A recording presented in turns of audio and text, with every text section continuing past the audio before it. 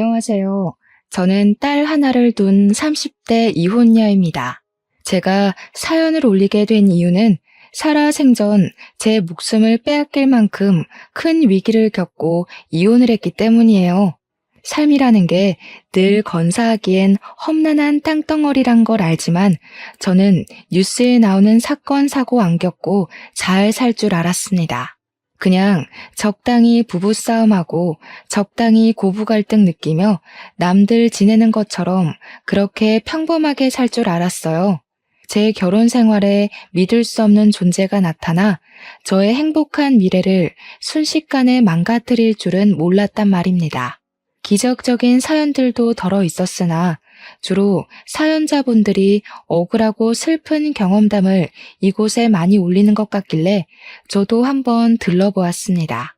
내 이야기 하나쯤 쓰는 거야 누구나 어렵지 않잖아요. 제 사연도 어딘가에 공개되어 많은 분들께 들려드릴 수 있다면 갑갑했던 마음이 편할 것 같더라고요. 그렇다면 제 일이 저만의 기억과 불행으로 남지 않고 누구에게나 일어날 수 있는 사례쯤 되지 않을까 싶었어요. 그래도 자랑거리가 아니라서 큰 용기 내어 글을 써내려가는 것이니 위로 어린 시선으로 봐주셨으면 합니다. 저는 이혼남이랑 결혼을 했습니다. 초혼에 이혼남이랑 결혼한다고 하면 다들 말리세요. 저도 당연히 집안의 반대가 심했고 주위 사람들도 친구, 동료 할 것 없이 저의 결혼을 부정적인 시선으로 바라봤죠. 저랑 남편은 직장에서 만나 자연스럽게 이어진 관계거든요. 제가 남편에게 빠진 이유는 솔직히 될 수 없습니다. 그 사람의 배려가 좋았고 다정하게 저를 봐주는 눈빛이 좋았고 저보다 저를 더 신경 쓰고 챙겨주는 손길이 좋았는데 그런 호의적인 태도가 제 마음속에 쌓이고 쌓이다 보니 저도 모르는 사이에 어느새 그 사람을 좋아하고 있더라고요. 제 마음을 정확하게 깨달은 순간은 잘 알고 있는데 그건 바로 남편이 전처 얘기를 할 때였습니다.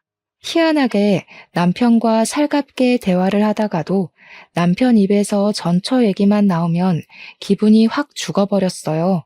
그때 제가 그 전처한테 질투를 느끼고 있다는 사실을 눈치챘고 남편을 좋아하고 있구나라는 걸 똑똑히 알 수 있는 부분이었습니다.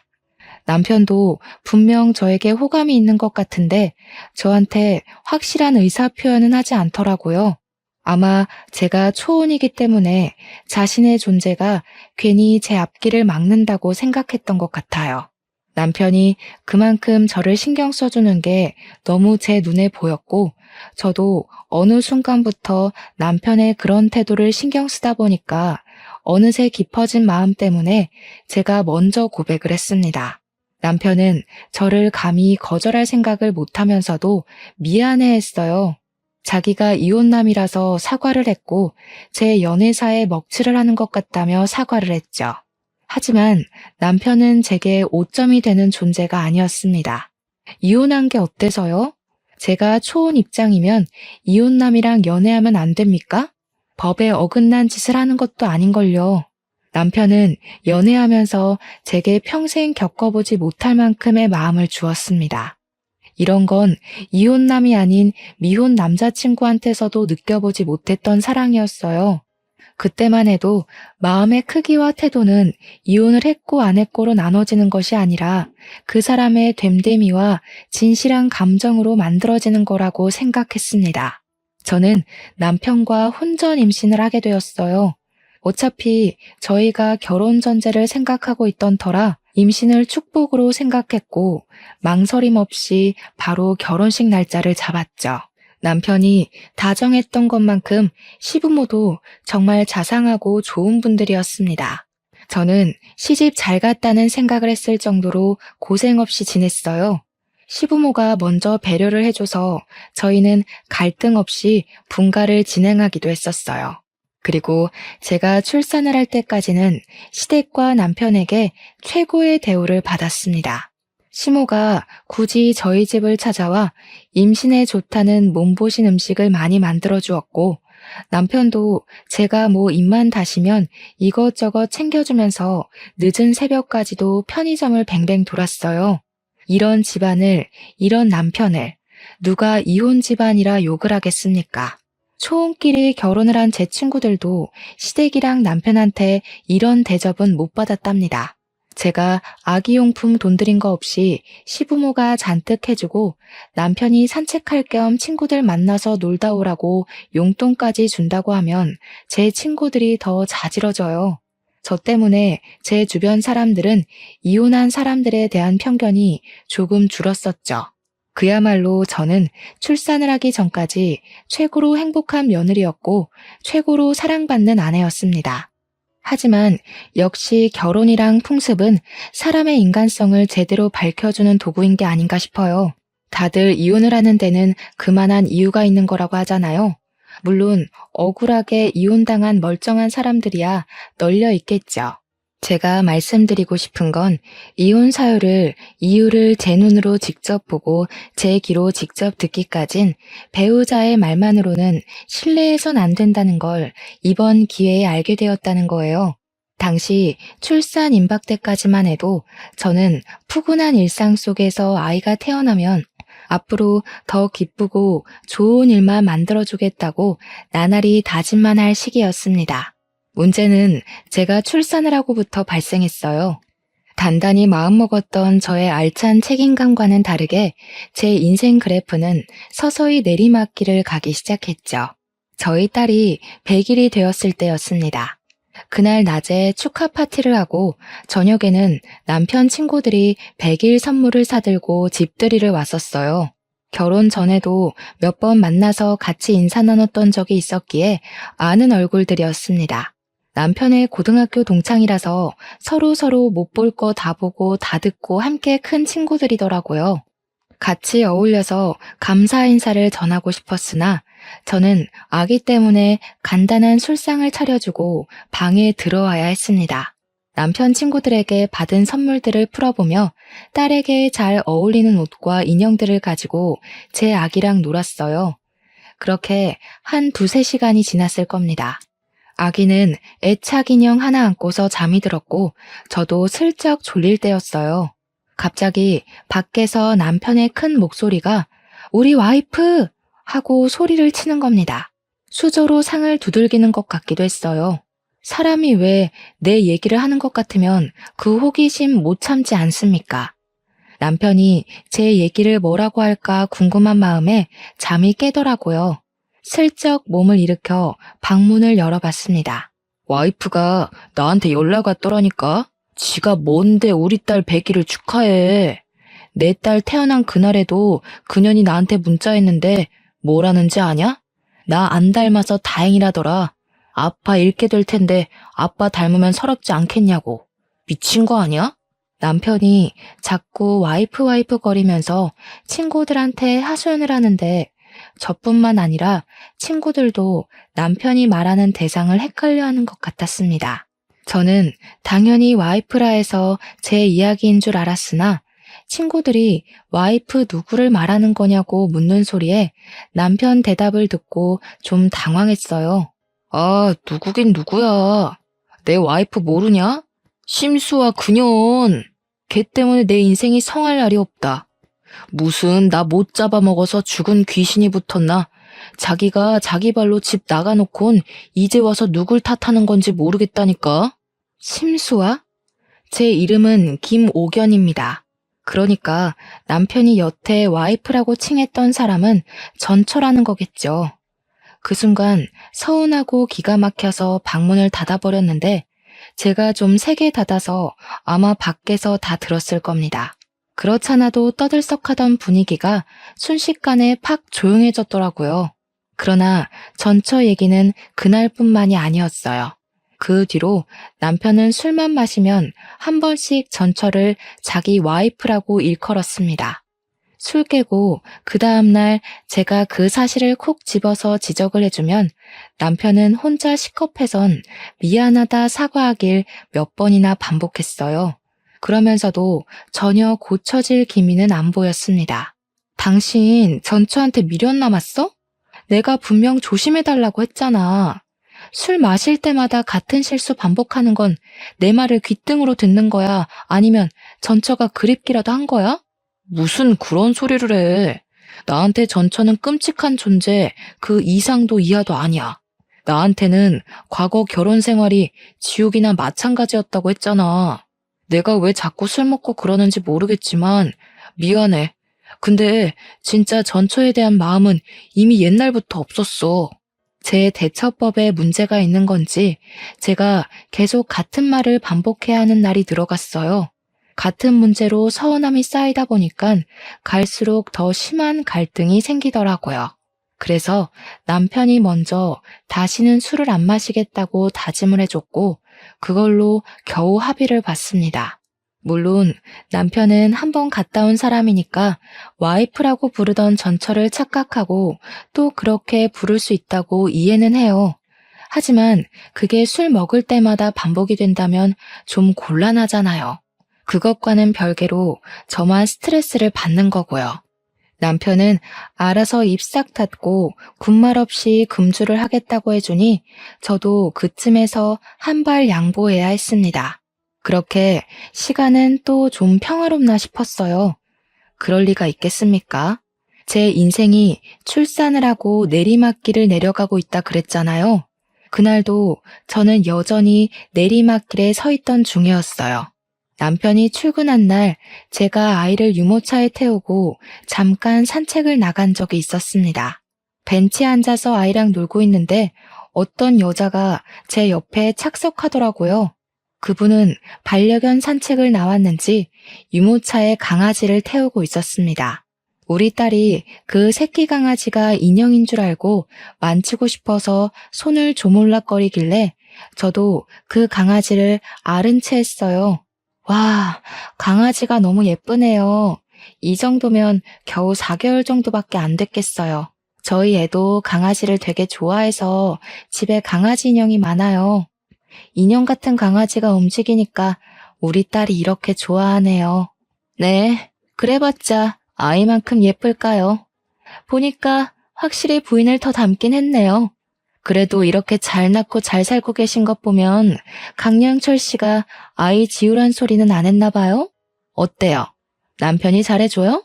그 순간 그 장소는 산책길이 아니라 무슨 차가운 빙판길과도 같은 느낌이었습니다. 강영철은 제 남편 이름이에요. 낯선 여자 입에서 남편 이름이 나오자 저는 그 여자가 누군지 왠지 알 것 같더라고요. 강영철 씨 전처되는 사람이에요.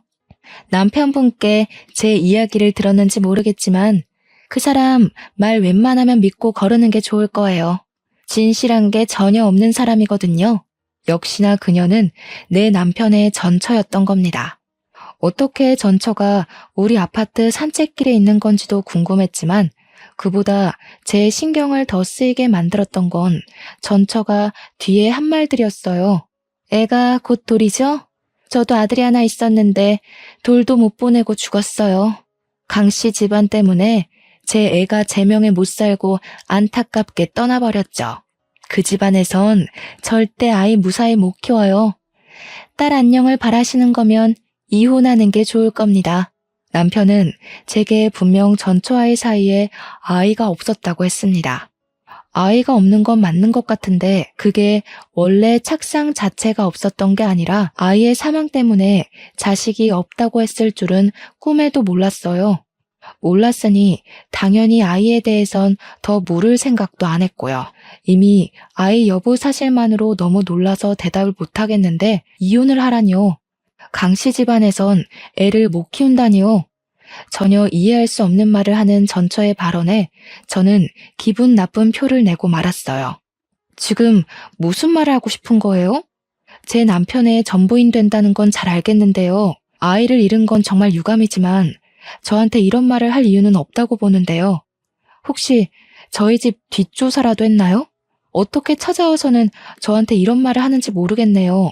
기분이 좀 나빠서요. 그만 가볼게요. 돌 때까지 애 간수 잘하세요. 시부모한테 맡기지 마시고요. 자식 조종하는 부모나 부모한테 조종당하는 자식이나 쓰레기인 건 매한가지예요. 그런 쓰레기들 때문에 자식 잃어보지 않아서 모르시겠죠. 그래서 미리 경고하는 거니까 딸 지키고 싶으면 정신 똑바로 차리세요.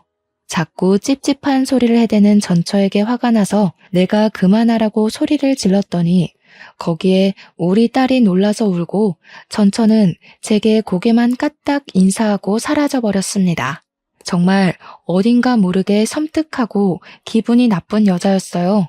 그 이후 저는 산책도 더 못하고 집에 돌아와 버렸고 그날 남편 퇴근하기만을 기다렸다가 전처에 대해 물어봤습니다. 도대체 그 사람 뭐야? 왜 당신 전처가 왜 우리 아파트 마당에서 보이는 건데 왜 나한테 그런 이상한 소리를 하고 우리 애를 갖고 협박을 하냐고. 근데 당신 애가 있었어? 그 여자 말론 아들 있었는데 죽었다고 했어. 대체 내가 들은 게 다 뭐야?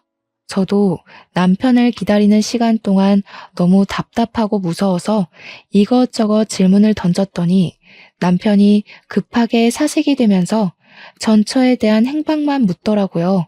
행방은 저도 모르죠. 몰라서 이렇게 당신한테 묻는 거 아니냐고 하니까 남편은 별다른 변명 없이 앞으로 산책 나가지 말라는 말만 하고 제 의문을 풀어주진 않았습니다. 제가 집요하게 물어도 평소와 다른 모습으로 버럭 성질만 부릴 뿐 그 전처를 이상한 사람 취급만 했어요. 정신병자 수준으로 이상한 여자니까 앞으로는 우연히 마주치더라도 그 어떤 얘기도 듣지 말고 자리를 뜨라는 것만 지시했습니다. 제가 보기엔 아무래도 남편이 전처 일에 대해서 뭔가 숨기는 게 역력한 눈치였어요. 남편의 저런 초조한 모습은 결혼하고 처음 보는 모습이었습니다. 그래서 저는 며칠 뒤 애를 데리고 시댁을 찾아갔어요. 돌잔치 얘기를 의논하러 갈 겸 남편이 풀어주지 않은 제 궁금증을 해결하기 위해서요. 그런데 어머님, 남편 전처 말인데요. 아이가 있었다고 들었는데 혹시 무슨 사고가 있었나요? 다른 건 아니고 얼마 전에 저희 아파트 앞에서 전처되는 분을 만났거든요. 어딘가 모르게 남편한테 앙금이 있는 것 같아 보여서요. 제 말을 듣고 놀란 시모는 들고 있던 찻잔을 놓치며 발에다 뜨거운 차를 쏟았습니다.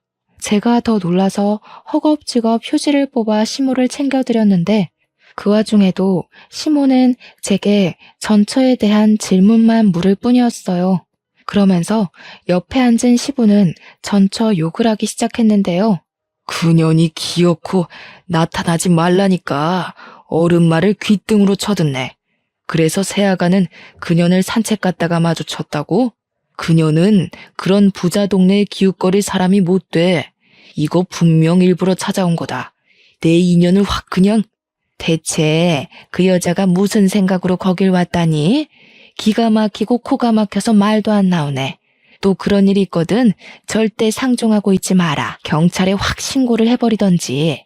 그 악랄한 것이 어쩌자고 우리 애들 앞에 나타났대? 제게 시가 사람들은 그저 좋은 분들이었는데 전처 얘기만 나오면 남편도 그렇고 시부모도 그렇고 다른 얼굴빛을 드러냈어요. 도대체 뭘까? 이러니까 전처의 존재가 더 궁금했습니다. 남편 말대로 전처가 정말 정신나간 사람이라서 이혼을 하고도 그렇게 앙금이 남아 복수심을 갖고 있는 건지 이 좋은 사람들의 속을 뒤집어 놓을 정도로 정신에 문제가 있는 건지 뭐든 알고 싶었어요. 그런데 다들 제게 수상쩍은 태도만 보여줄 뿐 제대로 알려주는 사람은 아무도 없었습니다. 그럴수록 제 마음속 불안은 커져갈 수밖에 없었어요. 시댁이랑 남편이 초조해할 정도로 전처가 정신나간 여자라면 전처가 제게 했던 말이 단순한 시기는 아닐 거잖아요. 그렇다고 다시 전처를 만날 수도 없는 격이 아닙니까? 시부모 말 들어보면 전처 형편이 안 좋은 것 같은데 그런 사람이 단가 40억대 아파트에 살고 있지도 않을 거고요. 그날 전처가 정말 저를 일부러 찾아온 거라면 당연히 저 또한 이 숨겨진 실상을 알아야 될 의무가 있다고 생각했습니다. 하지만 그 사이 저는 아무것도 알아내지 못했어요. 제가 무슨 탐정도 아니고 탐정을 쉽게 고용할 용기도 없었고 남편한테 한 번씩 물어본 것 말고는 노력해서 은밀하게 정보를 캐낼 만큼 여유가 있는 것도 아니었습니다. 딸한테 신경 쓰느라 시간만 보냈죠. 그러다 보니 돌잔치가 코앞으로 다가와 있더라고요. 그때쯤엔 전처의 일을 어느새 잊고 있는 때였습니다. 어쩌면 전처가 불안감에 무뎌지길 바래서 그만큼이나 시간을 두고 기다렸는지도 모르겠네요. 시부모가 돌잔치 전날 우리 집에 와서 저녁 식사를 같이 한 적이 있었어요. 시부모가 사주신 한복을 미리 입혀보기도 하고 제게 그동안 애 보느라 고생했다고 용돈과 함께 제 한복까지 손수 맞춰와서는 피팅해주기도 하셨습니다. 다들 분위기 좋게 식사를 즐기고 있었는데 그 타이밍에 택배 하나가 도착했는지 초인종이 울렸어요. 사실 당시 택배 올 게 없었던 걸로 기억을 해요. 게다가 저희는 택배를 시키기보단 주로 외출을 하여 직접 보고 만진 후 구매를 하는 편이었거든요. 택배 때문에 저희 집에 초인종이 눌려지는 경우는 극히 드물다는 겁니다. 그래서 저도 남편도 상당히 의아해했지요. 남편이 나서서 자기가 나가보겠다고 하고 현관문으로 나갔어요. 그 순간이었습니다. 무슨 소란스러운 소리가 갑자기 들리더니 곧 현관문이 닫혔어요. 그 소리를 듣고 식구가 모른 체 할 수가 있나요? 뭔가 싶어 주방을 나와 바깥을 내다봤는데 남편이 신발장 앞에 없더라고요. 저는 시부모한테 잠깐 아이를 맡기고서 현관문 밖을 나와봤습니다. 택배가 온 것도 없는 것 같은데 남편이 순식간에 사라지고 없길래 남편을 찾으러 엘리베이터를 타고 바깥까지 나와봤죠. 그러니 남편이 1층 주차장에서 누구를 부르면서 찾고 있는 겁니다. 남편한테 쫓아가서 여기서 뭐 하냐고 했더니 남편이 저를 보곤 깜짝 놀라더라고요. 왜 내려왔냐고 아무것도 아니니까 올라가라고 하는데 그러면서 남편이 몸 뒤에 숨긴 물건이 하나 있었습니다. 아무래도 아무것도 아닌 게 아닌 것 같아서 남편한테 숨긴 걸 내놓으라고 진지하게 말했어요. 남편이 머뭇거리길래 제가 빼앗듯이 그걸 쥐었습니다. 아주 두툼한 우편물이더라고요. 그 안에는 웬 아기 사진들이 잔뜩 있었습니다. 당연히 저는 모르는 남아였는데 남편만 이 사진에 유독 민감한 반응을 하더라고요. 남편의 수상한 태도가 제게 답을 알려주었어요. 이 사진 속 아이가 남편과 전처의 아들이라는 걸 눈치챌 수 있었죠. 이게 뭐야? 그 여자가 보낸 거야? 대체 이 여자 뭐 하는 사람이야? 이게 지금 뭐 하자는 건데? 지난번에도 나한테 이상한 소리를 하더니 이젠 우리 집 주소까지 알아내서 이런 걸 보내? 이거 우리한테 의도적으로 접근하고 있는 거 아니야? 신경 쓰지 마. 애가 원래 좀 정신이 나갔다고 그랬잖아. 내가 다 해결할게. 부모님만 두고 내려오면 어떡해. 애 울면 어쩌려고. 금방 따라 올라갈 테니까 얼른 가. 이걸 어떻게 신경 안 써. 잊을만 하면 그 여자가 나타나서 스트레스 받게 하는데 하루 이틀도 아니고 무려 시간을 두고 계속 이러고 있잖아. 이 정도면 이거 문제 있어도 단단히 있는 거야. 혹시 뭐 캥기는 거 있어서 말 못하는 거니? 아무것도 아니라니까 그러네 자꾸. 전처 얘기가 우리 관계에 낄 이유가 없어서 쓸데없이 입 놀리기 싫은 거라니까. 제발 당신까지 나 열받게 좀 하지 마. 정작 열이 받는 건 저인데 남편은 저 때문에 더 머리 아프다고 짜증을 내고 있었습니다. 솔직히 답답한 건 제 입장이 더 그렇지 않을까요? 저는 아무것도 모른 채 제 딸로 협박 비슷한 걸 당했고 남편과 싸우고 시부모님을 괜히 의심했었습니다. 불안을 잊을만 하면 다시 전처의 존재가 등장해 상처난 곳을 또다시 헤집어 놓으니 저까지도 미치고 팔짝 뛸 노릇이었어요. 그리고 그때였습니다. 남편이랑 신경전을 벌이고 있던 그 순간 갑자기 아이 울음소리가 들렸는데 저는 엄마니까 본능적으로 느낄 수 있었어요. 바로 우리 딸 울음이라는 걸 말이죠. 딸 기척을 듣고는 소리 나는 쪽으로 당장 고개를 돌렸더니 충격적인 광경이 펼쳐져 있는 거 아니겠습니까? 우리 집 베란다 창문 밖으로 누군가가 제 딸을 떨어뜨리려고 하는 걸 보고 말았습니다. 너무 놀라서 저는 손을 벌벌 떨며 비명을 질렀습니다. 다리에 힘이 풀려 중심을 잃었고 저를 급히 부축하던 남편도 우리 딸이 처한 광경을 목격하곤 크게 언성을 높였어요. 남편이 쌍욕을 하면서 심수와 어쩌고 저쩌고 하는 것 보니 저게 전처의 짓이라는 걸 알 수 있었습니다. 남편은 제대로 일어서지 못하는 저를 두고 급히 집으로 뛰어들어갔어요. 저도 죽을 힘을 다해 남편 뒤를 따라갔죠. 저희 집은 겨우 4층에 위치해 있었습니다. 평소에는 금방금방 다니던 엘리베이터가 그날따라 너무 느리게만 느껴지더라고요. 1초가 지날 때마다 심장 박동이 미친 듯이 빨라지는데 딱 숨이 막히기 직전 엘리베이터 문이 열렸어요. 저는 내내 눈물로 범벅된 얼굴로 떨리는 가슴을 부여잡고서 발만 동동 구르다 내렸습니다. 집에 다급하게 도착했을 때는 이미 전처가 도망가고 난 후였고 딸은 시모 품에 안겨 있었어요. 저는 그 순간 시부모에게 애 맡기지 말라는 전처의 말이 떠올랐습니다. 어머님, 우리의 이리 주세요. 앞으로 우리 애한테 되도록 손대는 일 없도록 해주셨으면 해요. 오늘 배웅은 못 해드리겠네요. 안녕히 가세요. 저는 당장 시모 품에 있는 우리 딸을 빼앗았고 울고 있는 애를 꼭 안으면서 좀 전까지 놀랐던 마음을 진정시켰습니다. 시부모가 제 돌발 행동에 많이 충격받은 듯 했어요.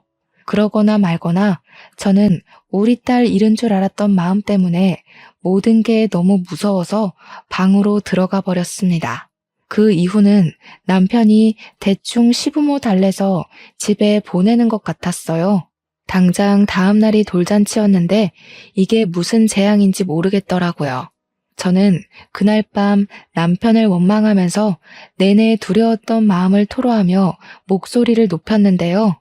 나 더는 못 참아. 우리 애가 사고 날 뻔했어. 그런데도 당신이 나더러 상관없으니까 빠지라고 한다면 나 당신이랑 이혼할 거야. 그러니까 대체 뭐 때문에 전처가 아직도 이 난리인지 말해. 그 여자가 뭔데? 왜 우리 애한테 그런 짓을 하는 건데? 이유가 있을 거 아니야. 당신은 알잖아. 제가 너무 득달같이 달려들면서 서럽게 우니까 남편은 결국 과거의 일을 얘기해 주었습니다.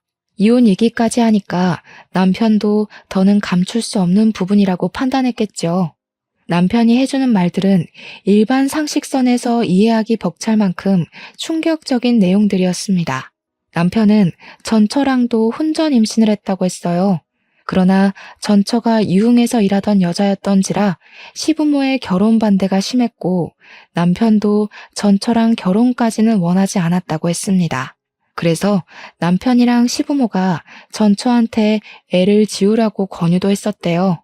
전처는 절대 애를 지우지 않았고 결혼을 하지 않는다면 남편 직장에 소문을 내서 남편 앞길을 막을 거라 협박을 했었다고 합니다.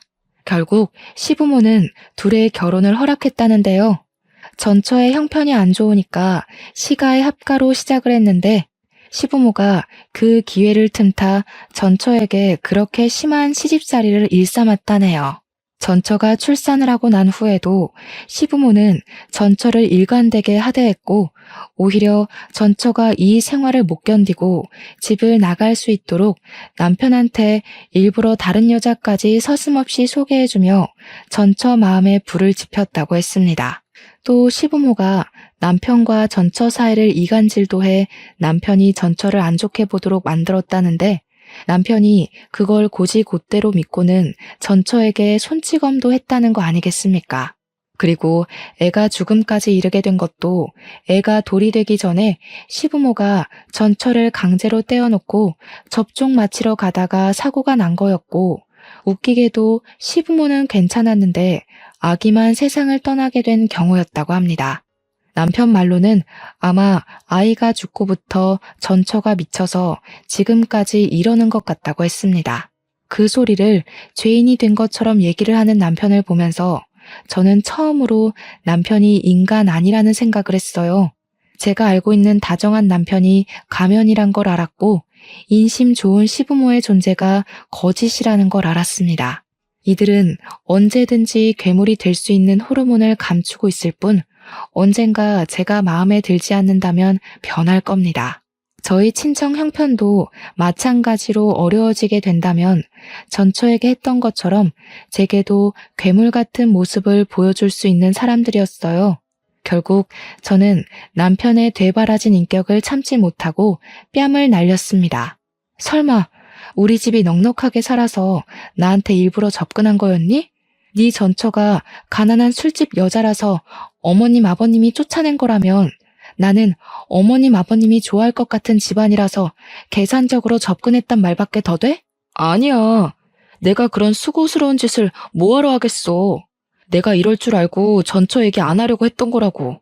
너한테는 진짜 진심인데 네가 이렇게 오해할 게 뻔하니까. 나는 이제 당신을 모르겠다.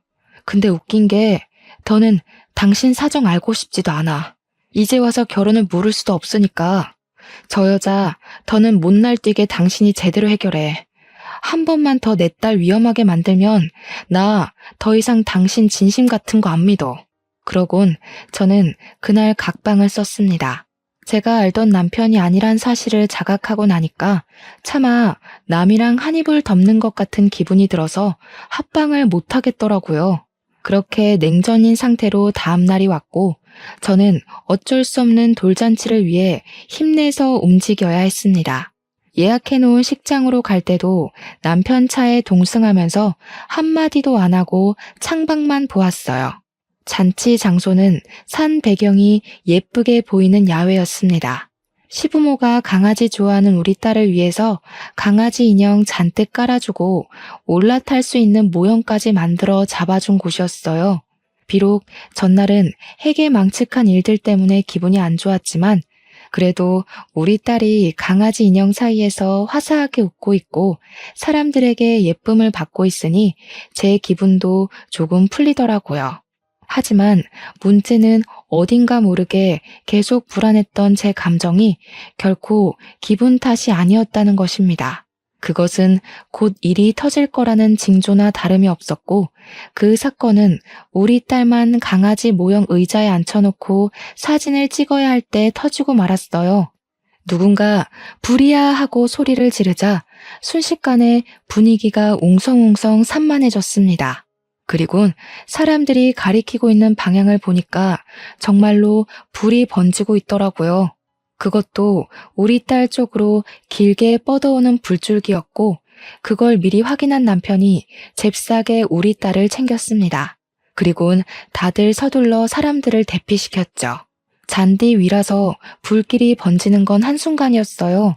모두가 잽싸게 그 장소를 피해서 도망을 갔고 시부모랑 친정에서 119에 급하게 신고를 했습니다. 다행히 모든 게 빨리 발견되는 덕에 인명피해는 없었어요. 그런데 딸이 가장 아끼는 인형이 불길 속에 떨어져 있었습니다. 딸이 용케도 자기 물건을 알아보고 막 울기 시작했는데 감히 그걸 도로 가져올 수 없을 만큼 순식간에 불길이 휩싸였어요. 대체 이게 어떻게 된 일인가 했더니 나중에 경찰이 우리 앞에 잡아온 전처를 보여주면서 모든 것이 상황 파악되었습니다. 저는 또 한 번 내 딸에게 위험이 닥쳤다는 생각에 눈에 뵈는 게 없는 상태였어요. 전처의 존재를 보자마자 물불 가리지 않고 다가갔고 전처의 귀싸대기를 강하게 때렸습니다. 대체 우리한테 왜 이래? 당신 개인적인 복수심을 왜 내 딸로 장난질하는 거냐고.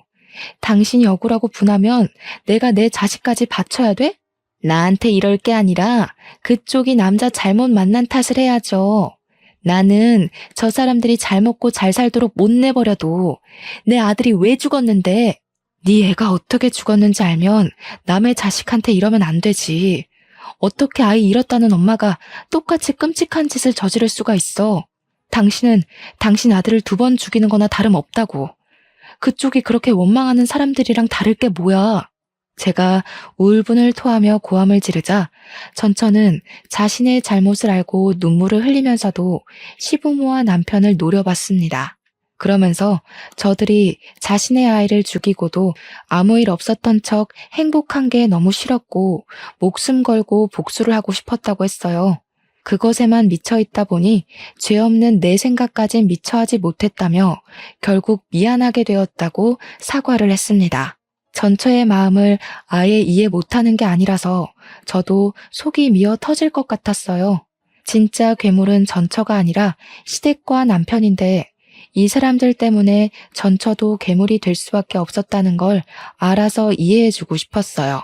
하지만 내 딸 생각하면 결코 용납할 수는 없는 짓이었죠. 그 사이에서 저는 그 누구에게도 원망하지 못해 감정조차 제대로 표출할 수가 없었습니다. 그러자 그때 시부모랑 남편이 뒤늦게 전처 앞에 와서 사죄를 하더라고요. 민재엄이야, 우리가 잘못했다.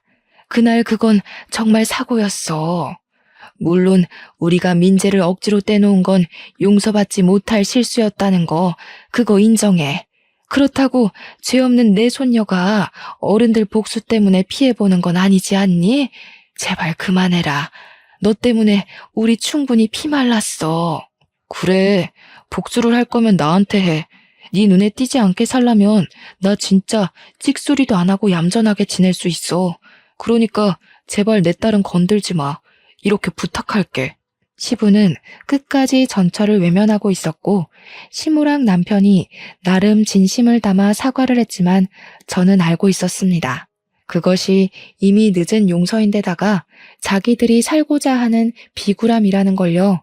그래서 전처가 그런 핑계 섞인 사과를 받아주지 않을 거란 것도 예상을 했어요. 전처는 그들에게 마지막으로 침을 뱉어주며 경찰에게 끌려가면서도 소리를 질렀습니다. 내 아들 불쌍하게 보내놓고 내 딸 내 손녀 잘도 짓거리네. 당신들 내가 절대 지옥에서 못 벗어나게 해줄 거야. 차라리 죽는 게 낫겠다 싶을 만큼 또 찾아가고 계속 나타날 거야. 아무것도 못 해보고 죽은 내 아들의 한 어떻게든 당신들 이용해서 풀어줄 거니까 매일 피말라 죽는 기분이 뭔지 느껴봐.